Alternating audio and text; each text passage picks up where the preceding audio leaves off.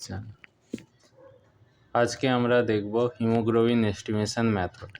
তো হিমোগ্লোবিন হচ্ছে এক ধরনের প্রোটিন যেটা রক্তের মধ্যে আরবিসি বা লোহিত রক্তকণিকায় পাওয়া যায়। হিমোগ্লোবিন এস্টিমেশন আমরা দু রকম পদ্ধতিতে করি, একটা হচ্ছে সাহেরিস মেথড এবং আরেকটা হচ্ছে ট্রাপস্কিন মেথড বা সায়ানোমিথেনোগ্লোবিউরিন মেথড। তো সায়ানোমিথেনোগ্লোবিউরিন মেথডে কী হয়, হিমোগ্লোবিন ট্রাপস্কিন রিয়েজেন্টের মধ্যে পটাশিয়াম সায়ানাইড আর পটাশিয়াম ফেরিসায়ানাইড থাকে। হিমোগ্লোবিন পটাশিয়াম ফেরিসায়ানাইডের সাথে বিক্রিয়া করে এবং বিক্রিয়া করে মিথেনোগ্লোবিউরিন প্রডিউস করে, যেটা একটি আনস্টেবল কম্পাউন্ড এবং পরে সেটি স্টেবল কম্পাউন্ড হিসাবে সায়ানোমিথেনোগ্লোবিউরিনে সেটি পরিবর্তিত হয়। হিমোগ্লোবিনের ছেলেদের ক্ষেত্রে হিমোগ্লোবিনের নর্মাল রেঞ্জ হয় 12 থেকে 18 গ্রাম পার ডিএল এবং মহিলাদের ক্ষেত্রে হিমোগ্লোবিনের সাধারণ মাত্রা হয় রক্তে 11 থেকে 15 গ্রাম পার ডিএল। হিমোগ্লোবিন এস্টিমেশন করার জন্য আমাদের লাগবে একটি 10 ml এর পিপেট, এই যেটা তোমরা দেখতে পাচ্ছ, একটি হোল ব্লাড, ইডিটিএ সমেত হোল ব্লাড। হিমাটোলজিক্যাল যে কোনো রকম টেস্টের ক্ষেত্রেই হোল ব্লাডে করা হয় এবং যেহেতু এটি হিমোগ্লোবিন আছে, হিমোগ্লোবিন সিবিসি যেটি একটি হিমাটোলজিক্যাল টেস্টের মধ্যেই পড়ে, তাই জন্য হোল ব্লাডে আমাদেরকে পরীক্ষাটা করতে হবে।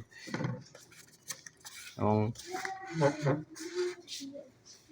এতে আমরা এই যে 5 ml পর্যন্ত এই ট্রাপস্কিন রিয়েজেন্টটাকে নেব। এই ট্রাপস্কিন রিয়েজেন্ট দেখতে পাচ্ছ, এই 5 ml পর্যন্ত আমরা ট্রাপস্কিন রিয়েজেন্ট নেব এবং এই হোল ব্লাড থেকে পরে দিয়ে 20 মাইক্রোলিটার হোল ব্লাড দিয়ে আমরা নেব। তো প্রথমে আমরা ট্রাপস্কিন রিয়েজেন্ট নিয়ে নিই 5 ml পর্যন্ত।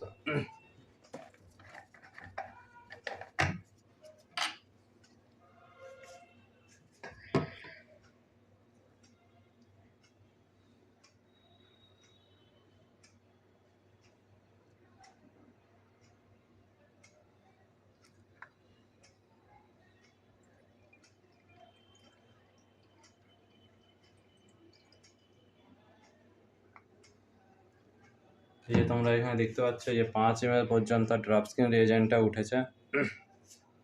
এটা টিউবে এটাকে ঢেলে রাখবো।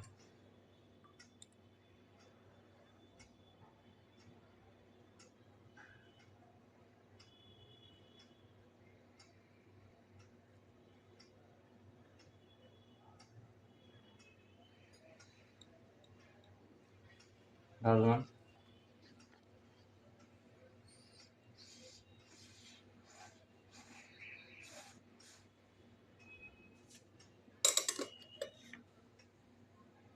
এটাকে এখানে রেখে দিলাম।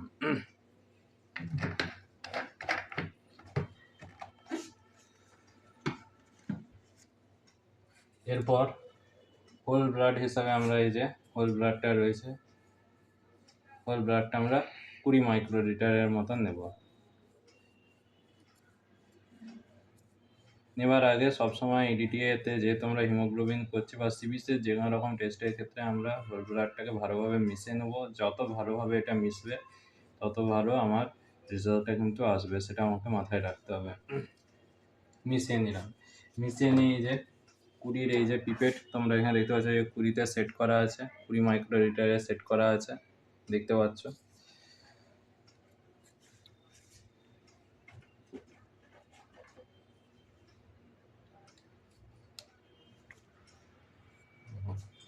টোয়েন্টি মাইক্রোলিটার এবার তুলব হোল ব্লাডটা। দেখো এসছে 20 মাইক্রোলিটার। এই এতটা পর্যন্ত আছে 20 মাইক্রোলিটার, দেখবে। এবার এটাকে একটু কটন দিয়ে মুছে নেব যাতে এক্সেস ব্লাডটা যেন আমার না মেশে।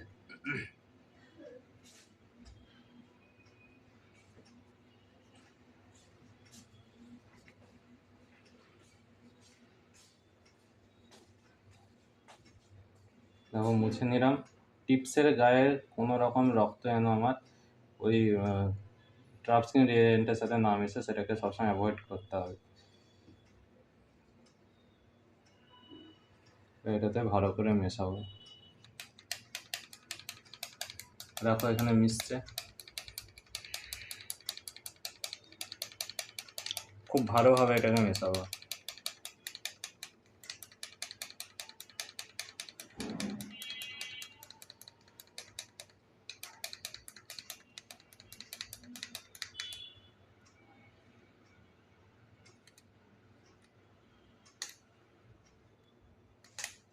মিশে গেছে।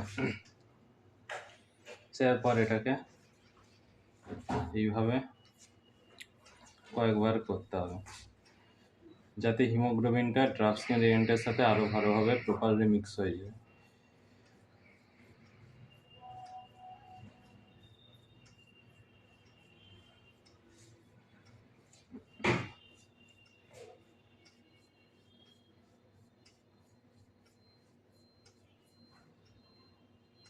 হয়ে গেছে। দিয়ে এবার এটাকে 5 মিনিটের জন্য রেখে দেবো। আমরা ঘড়িতে এখন সময় দেখতে পাচ্ছি 11:15। ওদিকে ঘড়ি, ওইদিকে ক্যামেরা, এই ঘড়িতে আমরা সময়টা দেখতে পাচ্ছি 11:15 বাজছে এখন। তো 5 মিনিট মানে 12টা বাজতে 10-এর রিডিংটাকে আমাকে নিতে হবে।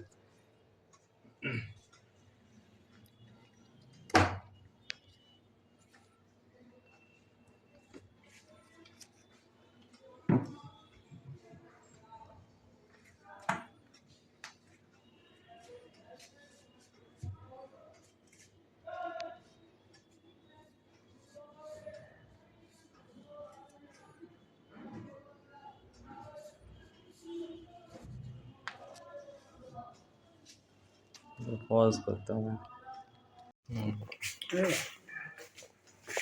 দেখো এখানে প্রায় সময় হয়ে এসছে, 5 মিনিট প্রায় কমপ্লিট হয়ে গেছে। তো এবার আমার হিমোগ্লোবিনের রিডিংটা আমাকে এবার নিতে হবে। তো হিমোগ্লোবিনের রিডিং নেওয়ার জন্য এই যে এখানে আমার হিমোগ্লোবিনটা প্রিপেয়ার করে আমি রেখেছিলাম রিয়েজেন্ট আর হোল ব্লাডটাকে মিশিয়ে, এই যে তোমরা এখানে দেখতে পাচ্ছ। এটার এবার আমাকে রিডিং নিতে হবে। এখন থাকলো। তো রিডিং নেওয়ার জন্য এটাকে স্পেকট্রোফোটোমিটার বলা হয় বা করোরিমিটার বলা হয়। এটা চলে বিয়ার্ডস অ্যান্ড ল্যাম্বার্টস রয়ের উপর ভিত্তি করে। পরে আমরা আলাদা ভিডিওতে এই রটা নিয়ে আলোচনা করব। এটা সবসময় 55 মানে 550 ন্যানোমিটারে গ্রিন ফিল্টারে আমরা সবসময় হিমোগ্লোবিনটাকে চেক করব। যে অন করলাম, এই যে এই সাইডে এখানে একটা সুইচ আছে, দেখো এটা অন হয়ে গেছে।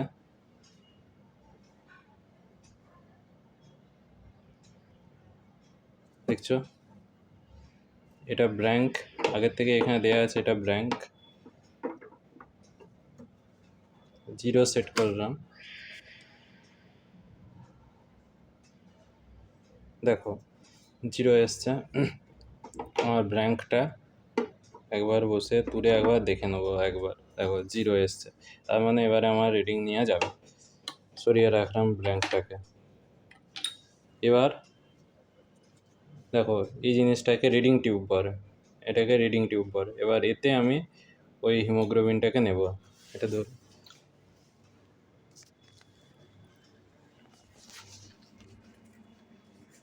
দেখো হিমোগ্লোবিনটা আছে এতে। এটাকে এবার রিডিং টিউবের মধ্যে নেব, দিয়ে এর ওডিটা আমরা চেক করব। এখন নিয়ে নিলাম, এটাকে সাইডে রেখে দিলাম। রেখে দেওয়ার পরে এটাকে ভালোভাবে মুছবো, ঠিক একদম প্রপারলি যেন মুছে, একটুও যেন রক্ত, একটুও জল বা কোনো রিয়েজেন্ট যেন এর রিডিং টিউবের বডিতে যেন না রেখে থাকে, সেটা আমাকে কিন্তু খেয়াল রাখতে হবে। রাখার পরে এই যে এটাকে রাখলাম, রাখার পরে দেখো এর ওডিটা আসছে 0.18। এটাকে আবার একবার চেক করব। দেখো 16, আবার একবার এরকম 2-3 বার করে এটাকে চেক করতে হয়।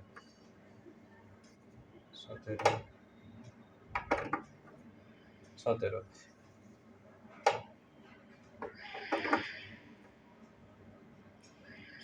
আসছে, একবার ব্ল্যাঙ্ক চালিয়ে দেখে নেবো।